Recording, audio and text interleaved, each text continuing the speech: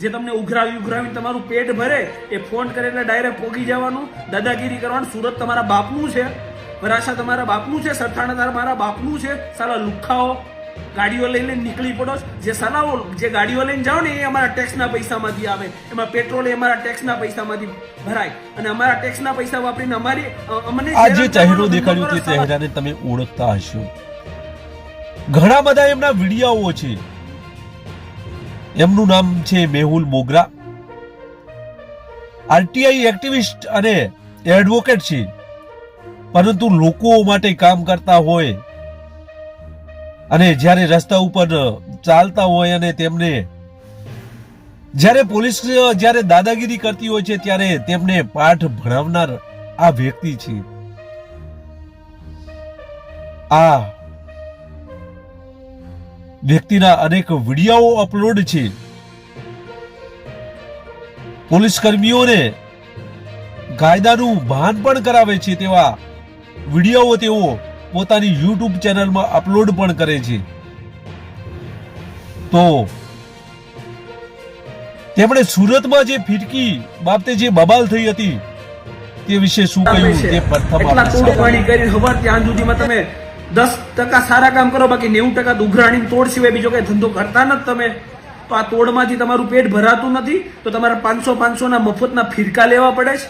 અને 500 ના મફતના ફિરકા તમને ના મળે, તમારા દલાલો જે તમને ઉઘરાવી તમારું પેટ ભરે એ ફોન કરે એટલે ડાયરેક્ટ પોગી જવાનું, દાદાગીરી કરવાનું. સુરત તમારા બાપનું છે, વરાછા તમારા બાપનું છે, સરથાણા તમારા બાપનું છે. સાલા લુખ્ખાઓ ગાડીઓ લઈને નીકળી પડો. જે સલાવો જે ગાડીઓ લઈને જાઓ ને એ અમારા ટેક્સના પૈસામાંથી આવે, એમાં પેટ્રોલ એ અમારા ટેક્સના પૈસામાંથી ભરાય અને અમારા ટેક્સના પૈસા વાપરીને અમને જ હેરાન કરવાનો ધંધો કરો. સાલા લુખ્ખાઓ, એક વસ્તુ સમજી લેજો કે હવે લિમિટ આવે છે અને લિમિટ ક્રોસ ના કરતા. તમારી ઉપર જે લીગલ વિધિ કરવાની છે તો કરશું જ, પણ છોડશું નહીં. આ તમારા જે બેમાનીના ધંધા છે ને એ બધા હકેલાવીને રહેશો, એટલું યાદ રાખજો. હવે તો જોઈને રહીશું ભાઈ. હા, ઘટના બની છે સરથાણાની અંદર. પતંગનો સ્ટોલ જે ચલાવતા હતા અને ત્યાંથી પીસીઆર વાળા અવારનવાર મફતમાં ફિરકીઓ તો લઈ જ જતા હતા, એના બાપની દુકાનો એ રીતે. ઓલરેડી 4-5 ફિરકીઓ તો લઈ ગયા હતા અને પછી એક પોલીસનો મળતિયો એક ફિરકી લઈ જાય છે એની પાસેથી. જે ફિરકી ખરાબ નીકળે છે તો પેલા ભાઈને બધો સ્ટોક 14 તારીખે ઉત્તરાયણના દિવસે પૂરો થઈ ગયો હોય એટલે એ બિચારા એની ઘરની ફિરકી આપી દે છે. એમ છતાં એ પોલીસનો મળતિયો એમ કહે છે કે તું બહુ દાદાગીરી કરે છે અને ફોન કરે એટલે પોલીસનો મળતિયો ફોન કરે એટલે કંટ્રોલ રૂમની કોઈ જરૂરત નથી. સરથાણા પોલીસ સ્ટેશનના 3-4 લુખ્ખા, હું લુખ્ખા જ કહે, પોલીસ વાળા ના કહેવાય ને લુખ્ખા કહેવાય. લુખ્ખા શું કરવા કહેવાય ને હું તમને કહું છું. એ 3-4 લુખ્ખા આવી જાય છે. એ વ્યક્તિ વિકલાંગ છે, સરખું ચાલી નથી શકતા. એમની સાથે અને એમના જે કામદાર હોય એમની સાથે મારામારી કરે છે. પોલીસ સ્ટેશન લઈ જાય છે, પોલીસ સ્ટેશનમાં એમને માર મારે છે, પોલીસ સ્ટેશનમાં એમને દારૂ પીવડાવવાની કોશિશ કરે છે, એમની ઉપર પ્રોહિબિશનના ખોટા કેસ કરે છે, પ્રોહિબિશનમાં માર મારે છે અને એવી ધમકી મારે છે કે તારી પાસે વિડીયો છે ને તો તારે જે ઉખાડવું હોય ઉખાડી લેજે. અરે લુખ્ખાઓ, તમારે જો ફિરકી લેવાની તેવડ ના હોય ને તો 500 રૂપિયા મજૂરી કરવા મારે ઓફિસે આવતા રહો, ત્યાંથી હું તમને પગાર આપીશ અને ત્યાંથી તમે પછી ફિરકી લો. સાલાઓ, જો તેવડ નથી તો પછી પોલીસની નોકરી મૂકી દો, પટ્ટા ઉતાર દો, વર્દીઓ ઉતાર દો. તમારી જરૂર નથી પોલીસ ખાતામાં. સાલાઓ, સેવા કરવા માટે તમે નોકરી લીધી છે અને નોકરું ના થતું હોય તો નોકરું મૂકી દો. સામાન્ય જનતાઓને હેરાન કરવાનો તમે ઠેકો લઈને રાખ્યો છે. સાલાઓ, સેવા તો કરી નથી શકતા. અને જે વ્યક્તિ પોતાના પ્રાઇવેટ પ્લોટની અંદર જે ઉત્તરાયણનો સ્ટોલ બનાવે છે ત્યાંથી મફતમાં ફિરકાની ઉઘરાણીઓ કરો છો અને પછી લુખ્ખાગીરી અને દાદાગીરી બતાવો છો, તમારી જાતને સમજો છો શું? અને પછી પાછા તમે એવું કહો છો કે મેહુલ મોગરા પોલીસનું નેગેટિવ ચલાવે છે. તમે પોઝિટિવિટી વાળું કામ શું કરો છો? 150 ને 500 રૂપિયાના ફિરકા માટે 4 ગાડીઓ લઈને પહોંચી જાવ છો. સાલાઓ, કોકની ઘરે ચોરી થઈ હોય, કોકનું કંઈક નુકસાન થયું હોય, પોલીસમાં કંટ્રોલ રૂમમાં ફોન કરે તો અડધી કલાકે પહોંચો છો અને આમાં લુખ્ખા ફોન કરે ત્યારે 4 ગાડીઓ લઈને પહોંચી જાવ છો અને સામાન્ય જનતા હારે મારામારી કરો છો અને ઉપરથી એવી ધમકી મારો છો તમારે વિડીયો છે જે ઉખાડવું હોય એ ઉખાડ લેજે. સાલાઓ, સિસ્ટમમાં નથી. જો સિસ્ટમમાં તો તમને ઉખેડીને તમારા ઘરે બિસ્તરા પોટલા હાથે ફેંકી દઈએ એટલી અમે ક્ષમતા રાખીએ છીએ અને એકેયને છોડવાના નથી. હાલ મારી સાથે જ છે રાજુભાઈ ગજેરા. એમની કાયદેસરની જે બી પ્રોસેસ થતી હશે હું કહી દઈશ. અત્યારે અહીંયા વિડીયો મારફતે નથી કહેતો કે સાલાઓ તમે સાવચેત થઈ જશો, મને ખબર છે. એટલે તમે ભલે પોલીસ સ્ટેશનમાં દારૂ પીવડાવ્યા હોય તમે પોલીસ સ્ટેશનમાં ભલે એમને માર મારી આવ્યો હોય ને તમને એવું લાગતું હોય કે અમે સર્વે સર્વા છીએ, અમારી ઉપર કોઈ નથી, તો એ ભૂલી જજો. ન્યાયતંત્ર છે, ન્યાયતંત્રના ભરોસે બેઠા છીએ અને અમે એમને ન્યાય અપાવીને રહીશું. ચાલો હોમ મિનિસ્ટ્રીમાંથી કઈ કામ થાય, મને ખબર નથી પડતી કે હોમ મિનિસ્ટ્રી શું કરે છે. આમના નંગા નાચ ચાલે છે અત્યારે સિટીની અંદર.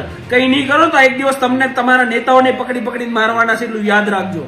જો તમે આજ પણ જાગૃત નહીં થાવ, ઉપરથી જો આજ પણ કાર્યવાહી નહીં થાય ને, તો આ લોકો તમારા નેતાઓને પકડી પકડીને મારશે, જાહેર જનતાને પકડીને મારે છે. લુખ્ખાગીરીની કોઈ હદ હોય છે, સામાન્ય લોકોનું ટોલરન્સનું એક હદ હોય છે, એટલું યાદ રાખજો. રાજુભાઈ મારી સાથે છે, પણ જાણીએ રાજુભાઈ પાસેથી. મેહુલ મોગરા ફરીથી ગુસ્સામાં આવ્યા છે. ગુસ્સામાં આવવાનું કંઈક કારણ એવું છે કે જ્યારે ઉત્તરાયણ હતી ત્યારે સુરતના કપોતરા માં પોલીસ વાળા એક સ્ટોલ ઉપર આવે છે. આ સ્ટોલ ઉપર આવીને ફિરકીઓ લે છે અને બીજા દિવસે એ ફિરકી બદલાવવા માટે એક પોલીસ કર્મી ત્યાં આ સ્ટોલ ઉપર આવે છે. ત્યારે આ સ્ટોલ ઉપર જે ફિરકીઓ હોય છે તે વેચાણ થઈ ગઈ હોય છે, ત્યારે ફિરકી સ્ટોલના માલિક દ્વારા જે પોતાની ફિરકી પડી હતી તે ફિરકી આ પોલીસ કર્મીને આપે છે. વાત જટિલ બને છે અને આ બંને વચ્ચે ઝઘડો થાય છે. આ ઝઘડાનો એક વિડીયો સામે આવે છે ને તેમાં આ પોલીસ કર્મી બે ત્રણ પોતાના જે પોલીસ કર્મીઓ હોય છે તેમને પણ બોલાવી લે છે. આ વિડીયો માં દેખાતા પોલીસ કર્મીઓ દાદાગીરી ઉપર ઉતરી આવે છે અને આ રીતે વિડીયો ઉતારવામાં આવે છે અને ત્યારબાદ આ વિડીયો વાયરલ થાય છે અને આ વિડીયો મેહુલ મોગરા પાસે જાય છે. ત્યારે પોલીસ અને જે સ્ટોલ માલિક વચ્ચે જે ઝપાઝપી થઈ હતી તે ઝપાઝપી વિશે મેહુલ મોગરાએ આ વિડીયો જોઈને ફરી તેમણે અવાજ ઉઠાવ્યો છે અને પોલીસને કાયદાનું ભાન કરાવવા માટે, પાઠ ભણાવવા માટે મેહુલ મોગરા આ વિશે શું બોલ્યા તે વિશે તેમનો વિડીયો જોઈએ.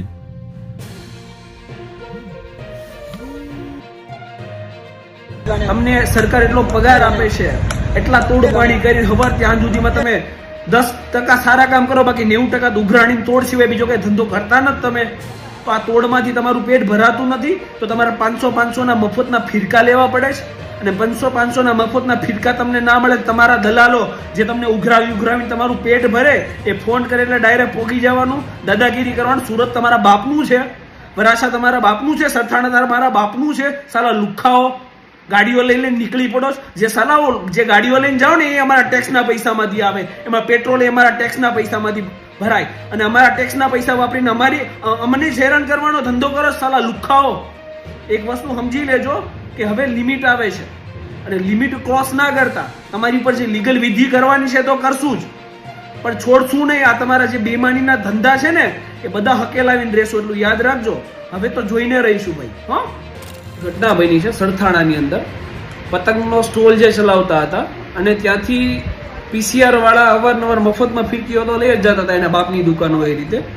ઓલરેડી 4-5 ફિરકીઓ તો લઈ ગયા હતા અને પછી એક પોલીસનો મળતિયો એક ફિરકી લઈ જાય છે એની પાસેથી. જે ફિરકી ખરાબ નીકળે છે તો પેલા ભાઈને બધો સ્ટોક 14 તારીખે ઉત્તરાયણના દિવસે પૂરો થઈ ગયો હોય એટલે એ બિચારા એની ઘરની ફિરકી આપી દે છે. એમ છતાં એ પોલીસનો મળતિયો એમ કહે છે કે તું બહુ દાદાગીરી કરે છે અને ફોન કરે એટલે પોલીસનો મળતિયો ફોન કરે એટલે કંટ્રોલ રૂમની કોઈ જરૂરત નથી. સરથાણા પોલીસ સ્ટેશનના 3-4 લુખ્ખા, હું લુખ્ખા જ કહીએ, પોલીસ વાળા ના કહેવાય ને લુખ્ખા કહેવાય. લુખ્ખા શું કરવા કહેવાય ને હું તમને કહું છું. એ 3-4 લુખ્ખા આવી જાય છે. એ વ્યક્તિ વિકલાંગ છે, સરખું ચાલી નથી શકતા. એમની સાથે અને એમના જે કામદાર હોય એમની સાથે મારામારી કરે છે. પોલીસ સ્ટેશન લઈ જાય છે, પોલીસ સ્ટેશનમાં એમને મારે છે, પોલીસ સ્ટેશનમાં એમને દારૂ પીવડાવવાની કોશિશ કરે છે, એમની ઉપર પ્રોહિબિશનના ખોટા કેસ કરે છે, પ્રોહિબિશનમાં મારે છે અને એવી ધમકી મારે છે કે તારી પાસે વિડીયો છે ને તો તારે જે ઉખાડવું હોય ઉખાડી લેજે. અરે લુખ્ખાઓ, તમારે જો ફિરકી લેવાની તેવડ ના હોય ને તો 500 રૂપિયા મજૂરી કરવા મારે ઓફિસે આવતા રહો, ત્યાંથી હું તમને પગાર આપીશ અને ત્યાંથી તમે પછી ફિરકી લો. સાલાઓ જો તેવડ નથી તો પછી પોલીસની નોકરી મૂકી દો, પટ્ટા ઉતાર દો, વર્દીઓ ઉતાર દો. તમારી જરૂર નથી પોલીસ ખાતામાં. સાલાઓ સેવા કરવા માટે તમે નોકરી લીધી છે અને નોકરું ના થતું હોય તો નોકરું મૂકી દો. સામાન્ય જનતાઓને હેરાન કરવાનો તમે ઠેકો લઈને રાખ્યો છે. સાલો સેવા તો કરી નથી શકતા. અને જે વ્યક્તિ પોતાના પ્રાઇવેટ પ્લોટની અંદર જે ઉત્તરાયણનો સ્ટોલ બનાવે છે ત્યાંથી મફતમાં ફિરકાની ઉઘરાણીઓ કરો છો અને પછી લુખ્ખાગીરી અને દાદાગીરી બતાવો છો, તમારી જાતને સમજો છો શું? અને પછી પાછા તમે એવું કહો છો કે મેહુલ બોગરા પોલીસનું નેગેટિવ ચલાવે છે. તમે પોઝિટિવિટી વાળું કામ શું કરો છો?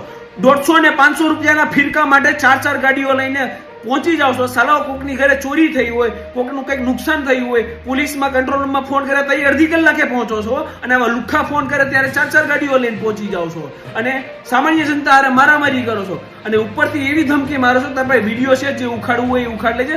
સાલાઓ સિસ્ટમમાં નથી. જો સિસ્ટમ હોય તો તમને ઉખેડીને તમારા ઘરે બિસ્તરા પોટલા હાથે ફેંકી દઈએ એટલી અમે ક્ષમતા રાખીએ છીએ અને એકેયને છોડવાના નથી. હાલ મારી સાથે જ છે રાજુભાઈ ગજેરા. એમની કાયદેસરની જે બી પ્રોસેસ થતી હશે હું કહી દઈશ. અત્યારે અહીંયા વિડીયો મારફતે નથી કહેતો કે સાલાઓ તમે સાવચેત થઈ જશો, મને ખબર છે. એટલે તમે ભલે પોલીસ સ્ટેશનમાં દારૂ પીવડાવ્યા હોય, તમે પોલીસ સ્ટેશનમાં ભલે એમને માર માર્યા હોય ને તમને એવું લાગતું હોય કે અમે સર્વે સર્વા છીએ, અમારી ઉપર કોઈ નથી, તો એ ભૂલી જજો. ન્યાયતંત્ર છે, ન્યાયતંત્રના ભરોસે બેઠા છીએ અને અમે એમને ન્યાય અપાવીને રહીશું. ચાલો હોમ મિનિસ્ટ્રીમાંથી કઈ કામ થાય મને ખબર નથી પડતી કે હોમ મિનિસ્ટ્રી શું કરે છે. આમના નંગા નાચ ચાલે છે અત્યારે સિટીની અંદર. કઈ નહીં કરો તો એક દિવસ તમને તમારા નેતાઓને પકડીને મારવાના છે, એટલું યાદ રાખજો.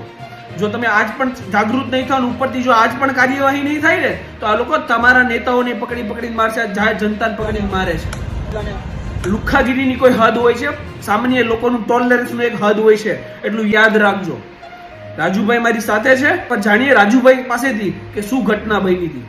વિસ્તારમાં ભગવાનનગર 4 રસ્તા પાસે પતંગનો સ્ટોલ હતો. 13 તારીખે રાતે પોલીસ વાળાનો મળતિયો આવીને મારી પાસે ફિરકી લઈ ગયો. બીજે દિવસે 14 તારીખે બપોરે 2 વાગે એક માણસ આવીને મને કે ફિરકીમાં દોરો કટિંગ થઈ જશે. મેં મારા ઘરની મારા છોકરાને ફિરકી ચગાવવાની માણસને આપી દીધી. છતાં મને કે આગલા જે ફિરકીમાં દોરી છે મને આપી દો.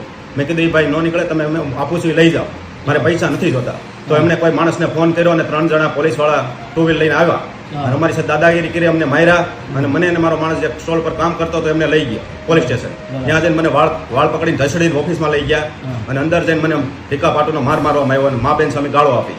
મારા માણસને પણ 4 જણા થઈને બહુ માર્યો છે અને વિડીયો એમ કીધું જે પણ વિડીયો હોય ત્યારે વાયરલ કરી દેવાનો, અમે કોઈથી બીતા નથી. આવી ઘટના બની.